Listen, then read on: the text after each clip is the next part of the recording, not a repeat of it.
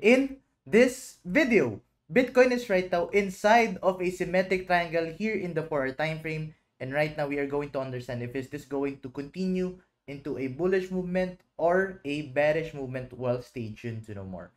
So hi guys, and welcome back to another Gabs cryptocurrency video where we trade by data and not by hype. If you haven't subscribed to my channel, click the subscribe button down below and hit the notification bell so you won't miss out videos like this.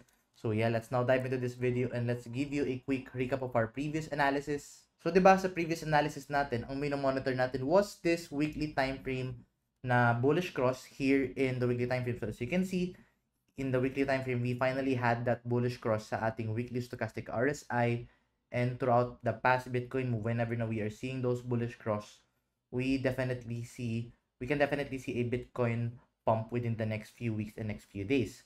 So right now na ganun yung nakikita natin dito, let's now try to look at the 4-hour time frame. Kasi right now, I think the 4-hour time frame is actually starting to form somewhat of a potential move, and that is this symmetric triangle. So before we talk about that, let's try to zoom out dito. And as you can see, we are now currently inside of an ascending channel. And traditionally, an ascending channel is a continuation pattern to the upside, not unless we start to break this support area. So let's talk about two things dito. So number one is this symmetric triangle na nag-form. So as you can see, if you're going to plot a support and resistance line dito, you can actually find that there is this next potential move dito. And traditionally, a symmetric triangle is a 50-50 move wherein yung gagawin natin dito is we're just going to get the height, then lagay natin siya sa possible point of breakout if either a bullish or a bearish movement dito. But traditionally, whenever na we are seeing a symmetric triangle and it's coming from this uptrend, it tends to continue this uptrend pattern. So right now, I'm leaning towards bullish dito within the next few days, next few movements. So what I'm expecting currently is for the Bitcoin price to break this resistance area dito. Now, when it comes to our next trade, the only time na we are going to trade this move is if nagkaroon tayo ng buy volume and breakout dito. So remember, breakout with buy volume is yung ating consideration in order for us to say na we are going to open a long position. And for that, you have to watch out for that volume dito upon breaking bullish. So let's say na ma-break natin yung bullish breakout na yan, and then anong target natin, then our target would be the $75,000 over here. So right now, we are actually looking good with the Bitcoin price action only if we are going to break this symmetric triangle pattern na yan. So right now, we are going to monitor this in the 4 time frame, and this is for the midterm siya. So kahit paano, may swing tradable opportunity na tayo, and this is our next trade dito kay Bitcoin if ever na this is going to break out. Now, ano ba yung next trade dito na pwede natin tingnan?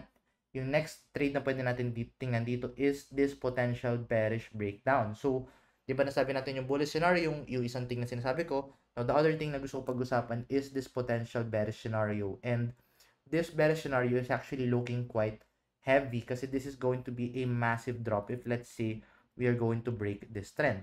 Now, if you're going to look at this trend, di ba nasa uptrend tayo, now we are seeing those higher highs and higher lows. Ay, may mga higher high, and then nagkakaroon tayo ng higher low from the previous low. So, dapat makontinue natin yung trend na yon. But if let's say we start breaking this support area, then ano ba yung magiging next move natin dyan? So, if let's say ang scenario ngayon is let's say hindi natin na-break yung trend na yan, hindi tayo nag-continue to the upside, and let's say nangyari is nagkaroon tayo ng resistance dito, tapos nagkaroon tayo ng breakout dito, let's say nagkaroon ng breakout dyan, then what we must look out for dito is a sell volume. So, if let's say nagkaroon tayo ng movement dito below this line, then dun tayo mag-open ng short position with breakout and with sell volume, then ano ba yung magiging targets natin? So if let's say that plays out, yung first target natin would be around the $62,000 or to be exact, the $62,400 that is going to be our first target. But mainly, ang magiging main target natin dito would be around this $59,800 if ever na we are going to see that bearish breakout. So remember, the only time na we are going to trade this is magkaroon tayo ng bearish breakout with sell volume. So if walang sell volume, that can more likely lead into a fake out. So make sure na if you're going to open this trade, make sure to put a stop loss and make sure to wait for a sell volume, or if di kayo makapagabang ng sell volume, then put a stop loss lang just in case na mag-lead siya into a fake out. So right now, those are the two things na we are going to watch out dito kay Bitcoin. And take note guys, if you want to take advantage of that next trade, make sure to trade this guys kay Bybit. Kasi kay Bybit, mas mura yung ating Bitcoin trading fees. If you want to learn how to use this trading patterns dito sa crypto market, make sure to check out our Gabs Crypto 101 playlist. It's free guys. If you want to learn crypto for free, it's available guys in the description down below. So all of those things you can find guys in the description down below. So yeah, meron din tayong bonus kay Bybit. If you want to, let's say, sign up dito, you can actually claim of up to $5,000 bonus. Just use our sign up link na you can find the description down below. And yeah, I think yun lang pwede natin pag-usapan for the time being. A lot of big things na pwede mangyari dito with the Bitcoin price action, especially na may opportunity na tayo.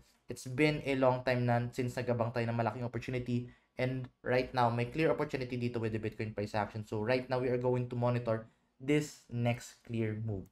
Well, yun lang muna natin for the time being. I'll see you guys in the next video. Bye-bye for now.